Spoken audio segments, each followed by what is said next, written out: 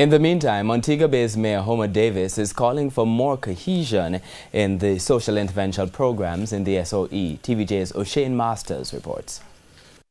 Another state of emergency in the parish of St. James to tackle the spiraling crime rate, but even as the measure is in place, there's a call for social intervention.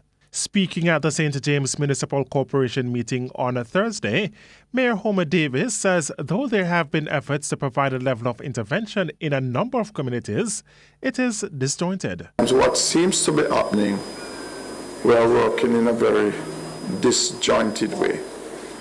You will have the SDC doing something, you have PMI doing something, you have CSJP doing something, you have the community-based organization doing something.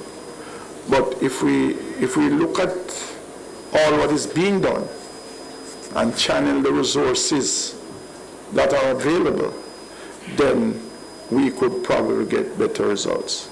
It's why the mayor is calling for a stakeholders meeting to have a coordinated approach to develop the best approach for the implementation of social intervention programs under the state of emergency.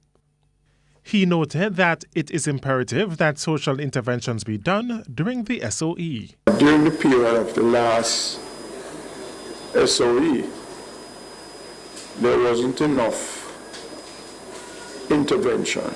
Currently, only the Zone of Special Operations ZOSO has a social intervention aspect.